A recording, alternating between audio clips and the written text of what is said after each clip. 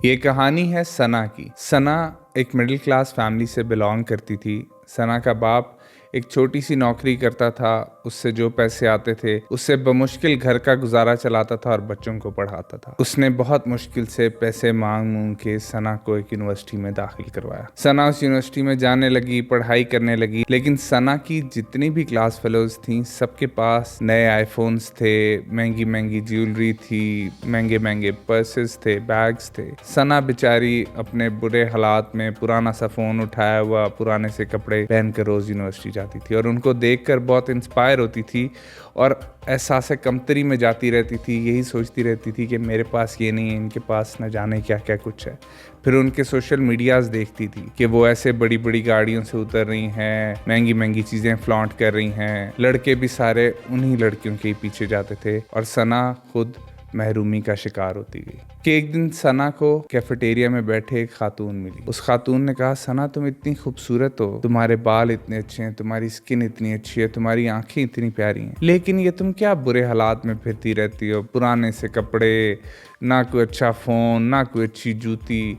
तुम्हारे यही तो दिन है जवानी के, इसके बाद तो फिर शादी हो जाएगी, आगे बच्चों को पालना, उनकी जिम्मेदारियां, फिर बुढ़ापा। आज नहीं जियोगी तो कब जियोगी? सना ने उसे कहा, लेकिन मैं क्या करूं, मेरे पास पैसे हैं ही नहीं। मेरे अब्बू एक बहुत ही मामूली सी मुलाजमत करते हैं, वो ये सारी चीज़ें अफोर्ड नहीं कर सकते और मैं भी कोई नौकरी तो करती नहीं हूँ, सिर्फ पढ़ाई करती हूँ। और अगर मैं नौकरी भी करूँ तो वो भी घर के ही कामों में चले जाएंगे। मैं इस तरह की लेविश लाइफ अफोर्ड नहीं कर सकती। तभी उस खातून ने कहा कि ख्वाब तो पूरे हो सकते हैं अगर इंसान चाहे तो। सना ने पूछा, वो कैसे? उसने कहा, तुम्हें कुछ भी नहीं करना, सिर्फ एक दो लोगों से अच्छी दोस्ती रखनी है, अच्छी बातचीत रखनी है और तुम्हें दुनिया में सब कुछ मिल जाएगा। सना ने कहा, क्या मतलब, कैसी दोस्ती रखनी है? उसने कहा, इधर उधर घूमने फिरने जाओगी, उनके साथ जिंदगी एंजॉय करोगी, थोड़ी गपशप लगा लोगी, जरा सी मुस्कुराहटें दोगी, वो भी खुश और तुम भी खुश। सना ने पहले तो उसे मना कर दिया कि नहीं, इस तरह के काम मुझे जेब नहीं देते, मैं ऐसे किसी भी आदमी से कोई दोस्ती करने के लिए तैयार नहीं हूँ। लेकिन फिर सना आहिस्ता आहिस्ता अपनी गुर्बत, अपनी मुश्किलात को देखते हुए उस औरत के जाल में फंसना शुरू हो गई और वो औरत बार बार आती सना के पास और उसे फिर से कन्विंस करने की कोशिश करती और एक दिन सना मान गई। सना ने कहा, ठीक है, मैं सिर्फ फ़ोन पे बात करूँगी। फ़ोन पे बात स्टार्ट हुई, फिर मुलाकातें शुरू हुई। आहिस्ता आहिस्ता सना को तोहफे तोहफ़े मिलने शुरू हुए। सना का बाहर घूमना फिरना शुरू हो गया, कभी कहीं खानों पे जा रही है, कभी किसी पार्टी पे जा रही है। ज़िंदगी में ग्लैमर आना शुरू हो गया, फैशन आना शुरू हो गया। सना को लगा कि ये तो बड़ी मज़ेदार ज़िंदगी है। और जिस आदमी के साथ वो जा रही थी वो सना से 20 साल बड़ा था, लेकिन उस आदमी ने चौथी ही मुलाकात में सना को एक आईफोन गिफ्ट कर दिया और उसके बाद कपड़े, जूते, बैग, हर चीज़ आती गई। उस आदमी ने सना को एक लेविश लाइफस्टाइल का आदी बना दिया और उसके बाद फिर उसने सना से नाजायज़ किस्म की डिमांड शुरू कर दी। उसने सना से जिस्मानी ताल्लुकात कायम करने की बात की। जब सना ने मना किया तो उसने उससे वो सब कुछ ले लिया जिसकी सना को अब आदत हो गई थी। सना का भी अब एक इंस्टाग्राम अकाउंट था जिसके ऊपर वो इन्फ्लुएंसर बनना चाहती थी। वो महंगी महंगी जगहों की तस्वीरें लगाती थी, महंगी महंगी चीज़ों की तस्वीरें लगाती थी और सना को ऐसे लगा कि शायद इन सब चीज़ों के बगैर तो वो कुछ भी नहीं रहेगी, उसकी ज़िंदगी फिर से उन्हीं महरूमियों में गुम हो जाएगी। तो सना ने अपनी इज्जत का सौदा कर लिया और यही माजरा चलता रहा। चलते चलते 3-4 साल उस आदमी ने सना का पूरा फ़ायदा उठाया और सना ने भी अपनी ज़िंदगी जी, उससे चीज़ें लेकर, तोहफे तोहफ़े लेकर। तो बेसिकली ये एक डील हुई। उस 20 साल बड़े आदमी ने पैसा दिया और सना ने ग्लैमर, फैशन, नई नई चीज़ें हासिल की और अपनी इज्जत दी। और इसी तरह की डील्स आजकल हमारे मुआशरे में हर जगह हो रही हैं। सना की तो ज़िंदगी उन 4-5 साल के बाद बहुत ख़राब हो गई जब सना के घर वालों को पता चला, सना के मुआशरे वालों को पता चला, सना का कोई रिश्ता लेने को तैयार नहीं हो रहा था। सना बदनाम हो गई और जब सना की हल्की सी उम्र ज़्यादा हुई तो फिर उसको वो लोग भी मिलने बंद हो गए। अब वही लोग जो सना के साथ घूमते थे, अब वो सना से 5 साल 8 साल छोटी लड़की के पीछे जाने लगे और सना ना घर की रही ना बाहर की रही। वो लोग जो अब सना को छोड़ गए थे, उन्हीं लोगों का नाम है शुगर डैडीज़। ये शुगर डैडीज़ कौन है, कहाँ से आते हैं ये लोग, हमारे मुआशरे में इनका रोल क्या है? शुगर डैडीज़ बेसिकली बड़ी उम्र के वो लोग हैं जिनके पास पावर है, पैसा है, अथॉरिटी है।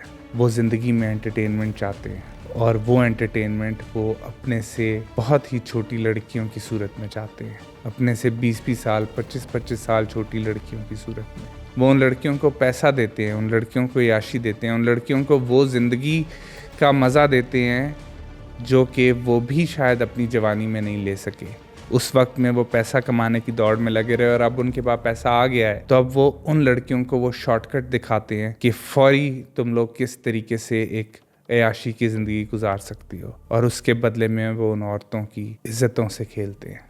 ये शुगर डैडीज़ का कॉन्सेप्ट आजकल हमारे मुआशरे में बहुत आम है। हमारे मुआशरे में सिंगल मॉम्स हों, चाहे यूनिवर्सिटी की लड़कियां हों, कॉलेज की लड़कियां हों, गरीब लड़कियां हों, मिडिल क्लास लड़कियां हों, सब की सब इन शुगर डैडीज़ के चकमे के अंदर आना शुरू हो गई हैं। ये सिर्फ और सिर्फ कोई कैजुअल एनकाउंटर्स नहीं हो रहे, बल्कि ये एक प्लान तरीके से बहुत सारे ग्रुप्स हैं जो इस चीज़ के ऊपर काम कर रहे हैं। बहुत सारे आदमी हैं, उनके पास कुछ औरतें हैं जो कि उनके लिए उन लड़कियों को ढूंढ कर लाती हैं और उन आदमियों से पैसे लेती हैं, और वो उन लड़कियों को ऐसी ही जगहों पर ढूंढती हैं, यूनिवर्सिटीज़ में, कॉलेजेस में, ऑफिसेज में, क्योंकि ये चीज़ हर जगह हो रही है। ऑफिसेज के अंदर एम्प्लॉयज़ बॉसेस के साथ जा रही हैं, स्टूडेंट्स टीचर्स के साथ जा रही हैं, जो थोड़ी ज़्यादा प्यारी लड़की हैं वो पॉलिटिशियंस के साथ जा रही हैं, वो बड़े बड़े ऑफिशियल्स के साथ जा रही हैं। और इस पूरे प्लान नेटवर्क के बारे में सब लोग जानते हैं, लेकिन कोई इस बारे में ओपनली बात नहीं कर रहा, इसको रोक नहीं रहा,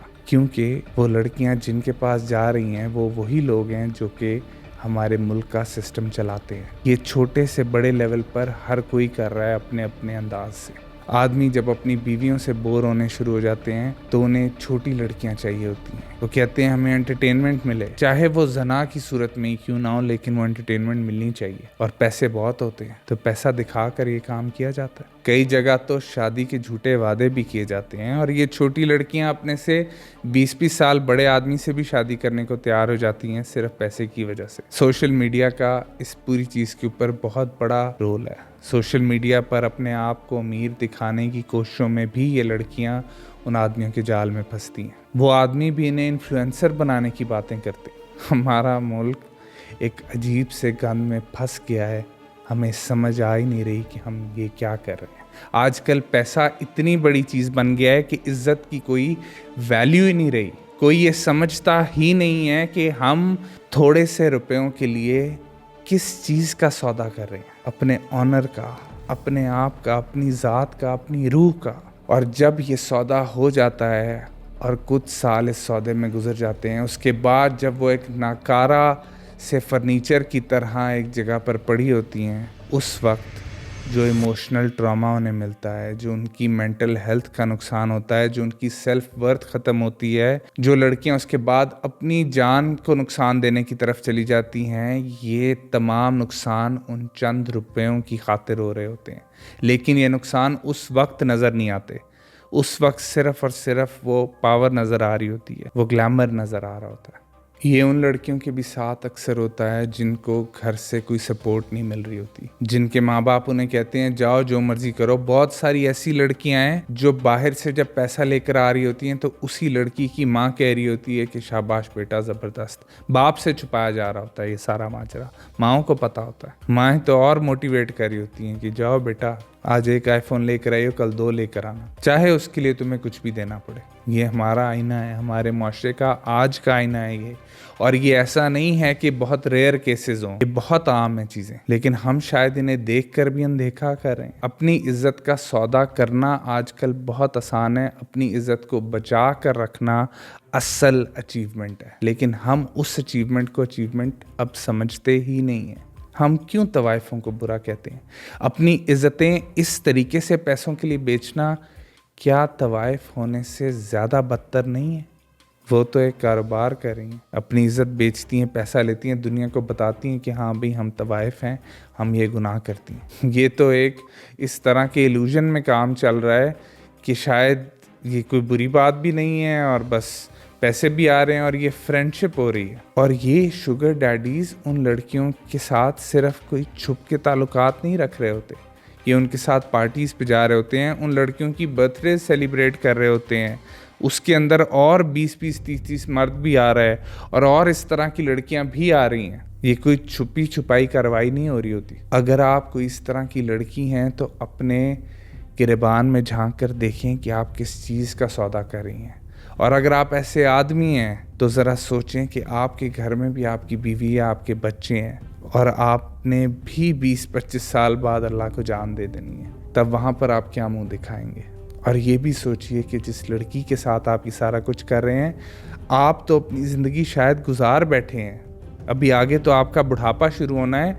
उस लड़की का क्या जिसके साथ आप चंद मिनट के मज़े के लिए उसकी ज़िंदगी ख़राब कर रहे हैं, ज़िंदगी बर्बाद कर रहे हैं। और अगर आप ऐसे माँ बाप हैं या ऐसी माँ हैं जो अपनी बेटी की ऐसी हरकत को नज़रअंदाज कर रही हैं, तो ज़रा सोचें कि आपकी बेटी का मुस्तकबिल क्या है। ये चंद रुपए उसका मुस्तकबिल है या इज़्ज़त, ऑनर, एक महफूज घर उसका मुस्तकबिल है। सोचिएगा ज़रूर। और अगर आपने इस तरह के कोई भी शुगर डैडीज़ देखे हैं तो मुझे कमेंट्स में ज़रूर बताएं, और ये भी बताएं कि आप इन शुगर डैडीज़ के बारे में क्या सोचते हैं।